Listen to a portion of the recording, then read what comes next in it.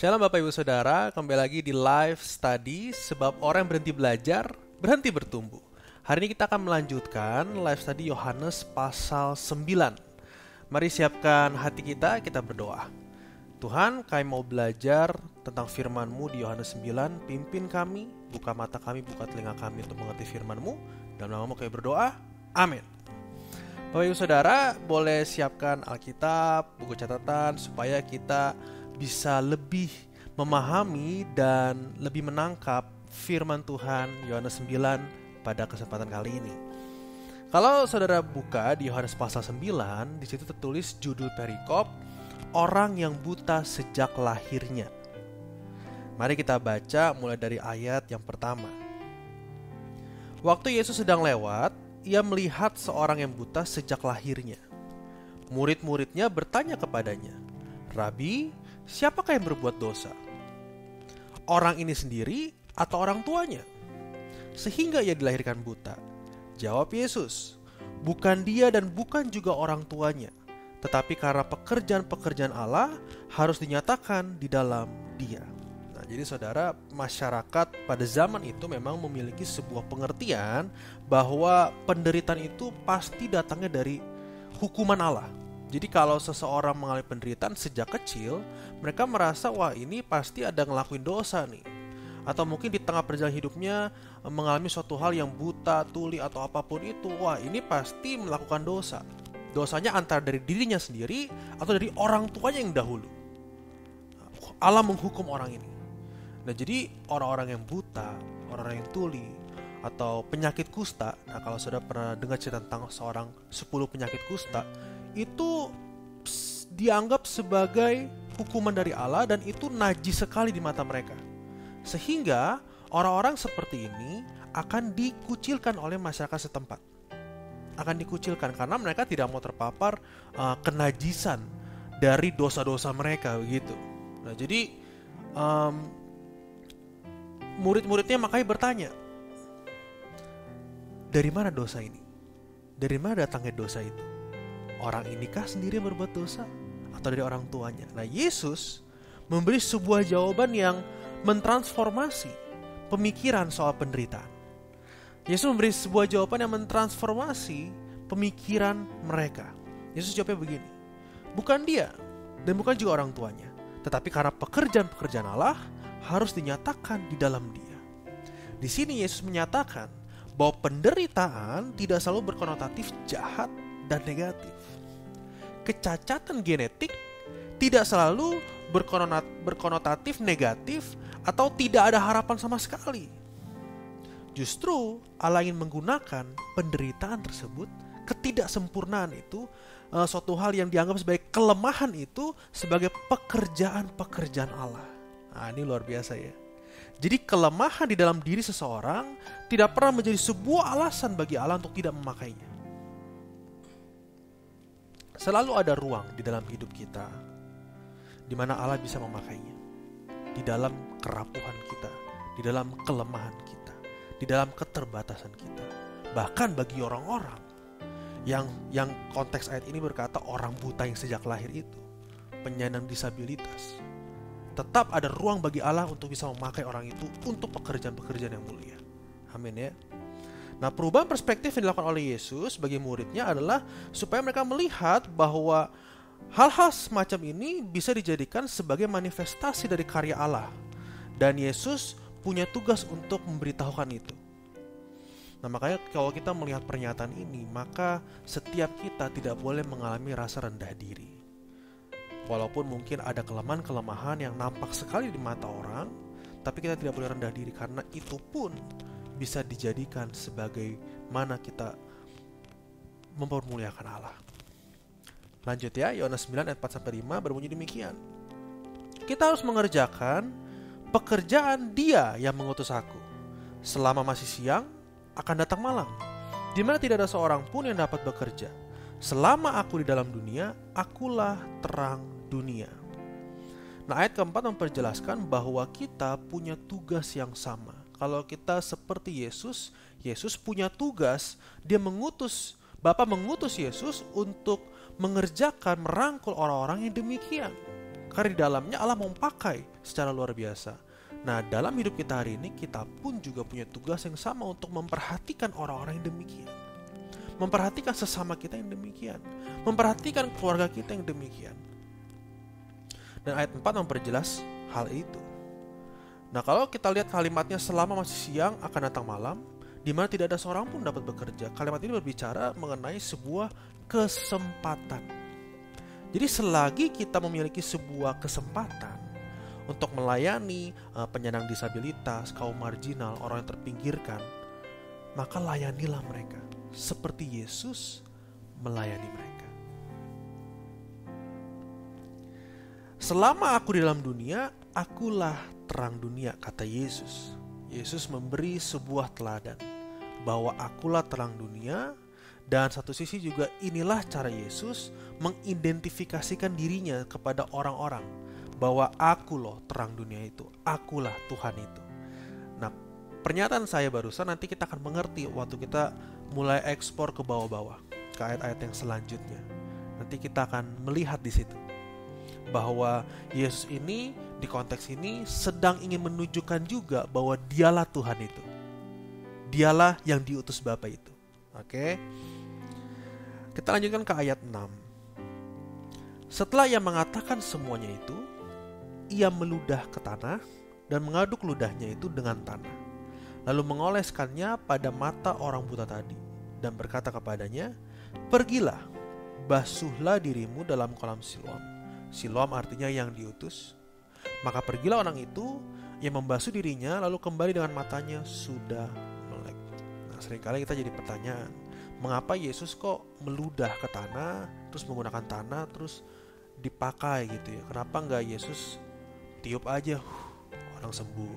Kenapa nggak langsung jamah aja matanya, orang sembuh pakai tangan? Tapi kenapa Yesus harus menggunakan sebuah gerakan tangan itu, dia ke tanah, diludahin, diaduk di tanah, lalu dioleskan kepada orang buta itu? Apa maksud dari sebuah gerak tubuh Yesus itu? Ada maksudnya. Sebenarnya peristiwa ini sebuah penggambaran tentang Kejadian pasal 2 ayat 7. Kejadian pasal 2 7 berbunyi demikian. Ketika itulah Tuhan Allah membentuk manusia itu dari debu tanah dan menghembuskan nafas hidup di dalam hidungnya. Demikianlah manusia itu menjadi makhluk yang hidup. Nah, sebagaimana Tuhan membentuk manusia, Tuhan Allah membentuk manusia dengan debu dan tanah, demikianlah Yesus sedang ingin menyampaikan bahwa dialah Tuhan itu sendiri yang membentuk manusia itu. Ya, jadi Yesus sedang mengidentifikasikan dirinya bahwa akulah Tuhan itu. Sebagaimana dulu Tuhan Allah itu menciptakan dengan debu dan tanah, akulah itulah orangnya yang membentuk manusia itu dengan debu dan tanah. Ya kan? Jadi ini menandakan bahwa Yesus yang terlihat sungguh-sungguh manusia itu, tapi juga adalah sungguh-sungguh Tuhan yang menciptakan manusia. Sebab ada pandangan Bapak Ibu bahwa di perjanjian lama yang muncul itu hanya Allah saja, sedangkan Yesus itu baru muncul di perjanjian baru. Nah, kalau kita lihat dari pernyataan ini, dan kalau kita lihat belajar ya dari bahasa asli sebenarnya, bahwa Yesus itu sudah ada sejak dahulu. Yesus turut mengambil bagian dalam penciptaan manusia. Allah dan Yesus merupakan kesatuan di mana keduanya menciptakan manusia. Jadi memang Yesus itu sungguh-sungguh Tuhan yang turun ke dunia menjadi sebuah gambaran Bapa. Makanya kalau kita lihat di perjanjian baru kan suka terlihat tuh, kalau kamu menolak aku, kamu menolak Bapa. Karena mereka adalah kesatuan, mereka Tuhan Allah itu sendiri. Jadi di sini Yesus ingin menyatakan bahwa Yesuslah adalah Tuhan itu. Yesuslah adalah Tuhan itu. Oke. Jadi setelah Yesus melaksanakan itu, orang buta itu juga mengikuti, percaya kepada Yesus. Dia pergi ke Siloam, dia percaya begitu ya. Lalu akhirnya sembuhlah mata orang buta itu. Dia celik, dia melek.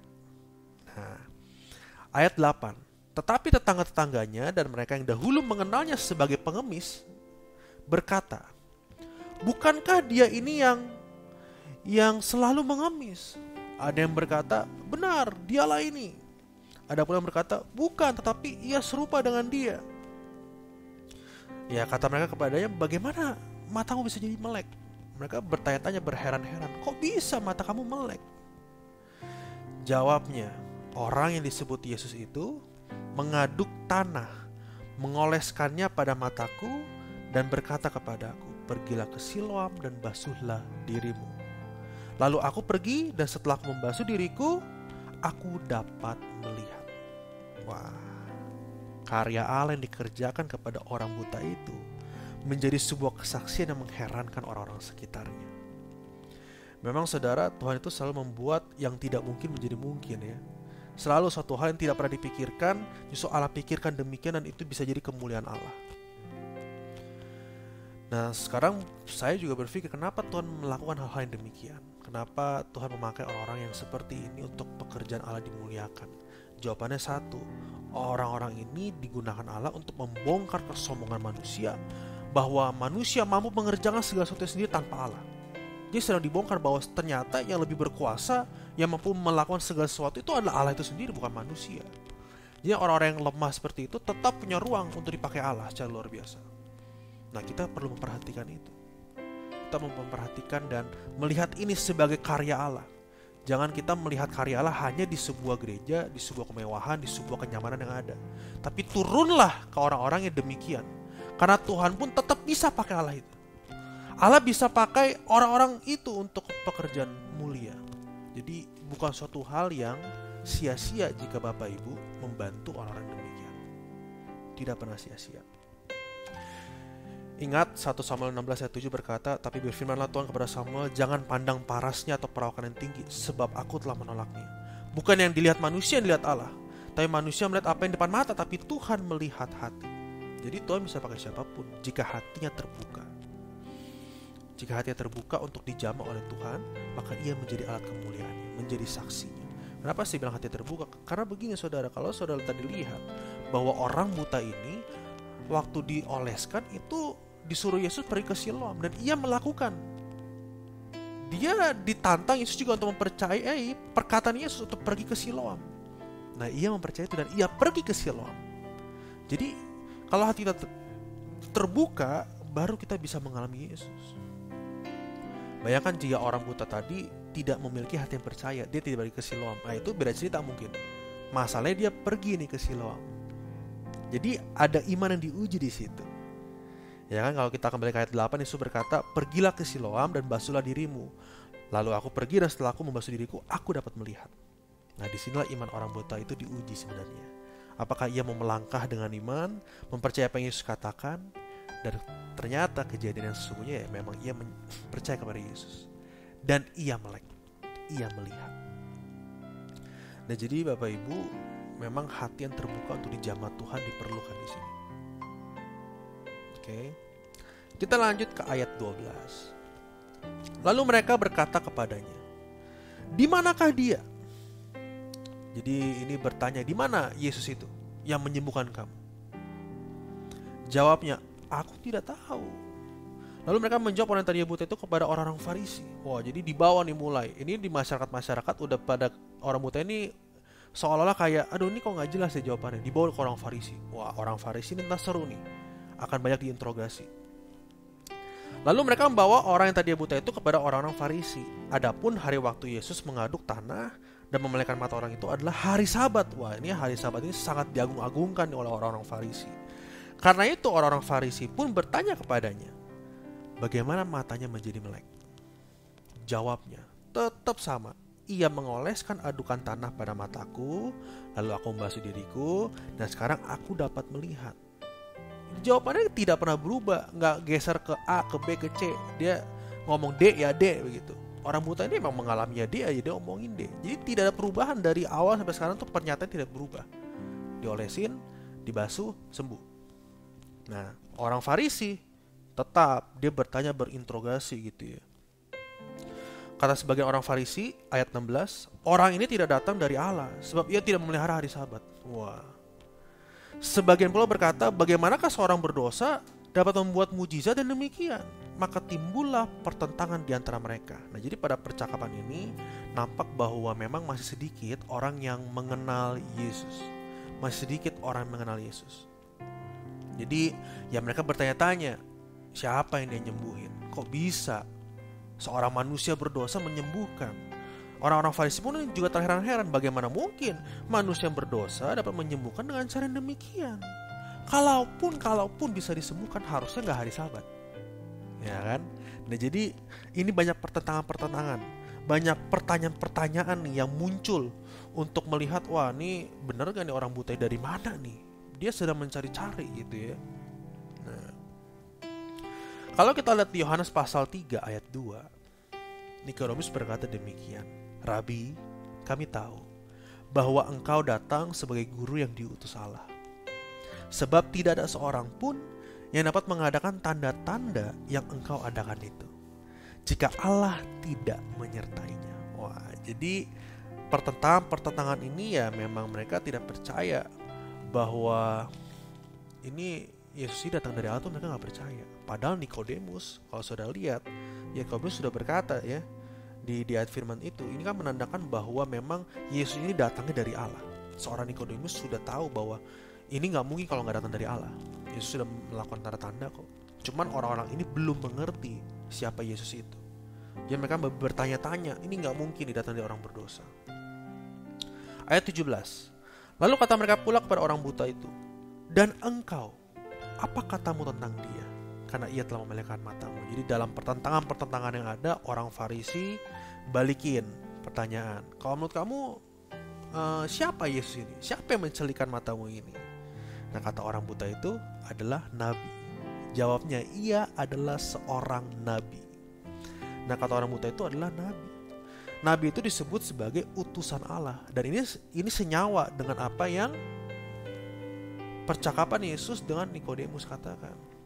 Bahwa tidak mungkin Yesus bisa melakukan hal demikian kalau ia tidak disertai Allah, tidak diutus Allah. Nah, jadi jelas di sini bahwa sebenarnya pertanyaan yang ada ini atau teks ini sedang ingin memberikan kita sebuah penegasan bahwa Yesus itulah adalah Tuhan, bukan manusia berdosa. Nah kita baca di ayat ke-18. Tetapi orang-orang Yahudi itu tidak percaya bahwa tadinya ia buta dan baru dapat melihat lagi, sampai mereka memanggil orang tuanya. Wah, jadi udah gak percaya sama si orang buta ini, tidak percaya sama kesaksian orang buta ini. Udah kita tarik aja, kita panggil orang tuanya untuk mencari kebenaran ini. Waduh, ini orang Farisi lebih hebat daripada FBI ini kayaknya. Jadi interogasi sana sini begitu sampai menemukan kebenarannya. Nah, nanti di kalimat akhir-akhir saudara akan melihat, aduh, saya pun juga tergelitik membacanya. Itu dibalikin tuh sama orang buta itu nanti ya. Kita lanjutkan dulu nih. Di ayat 19. Bertanya kepada mereka, ini bertanya kepada orang tua si buta tadi. Inikah anakmu yang kamu katakan bahwa ia lahir buta? Kalau begitu, bagaimanakah ia sekarang dapat melihat? Jawab orang tua itu, yang kami tahu ialah bahwa dia ini anak kami dan bahwa ia lahir buta. Tetapi bagaimana ia sekarang dapat melihat, kami tidak tahu. Siapa yang memelihkan matanya, kami nggak tahu juga. Tanyakanlah kepada mereka sendiri. Ia sudah dewasa kok, ia dapat berkata-kata dirinya sendiri. Nah, jadi orang tuanya berkata demikian karena mereka juga takut kalau dia ngomong yang benar, dia menyatakan Yesus sebagai Mesias, nanti dikecilin nih, dikucilkan gitu. Jadi diserahin ke anaknya aja. Dia udah dewasa kok. Tanyakanlah sendiri kepadanya. Nah gitu ya. Oke, kita lanjutkan dulu saja sampai ke ayat 29. Lalu mereka memanggil sekali lagi orang yang tadinya buta itu dan berkata kepadanya, katakanlah kebenaran di hadapan Allah. Waduh, jadi dipanggil lagi orang butanya. Dia ngomong, katakanlah kebenaran di hadapan Allah. Kami tahu bahwa orang itu berdosa. Wah, orang Farisi sangat yakin, kami tahu itu orang berdosa. Jawabnya, apakah orang itu orang berdosa? Aku gak tahu.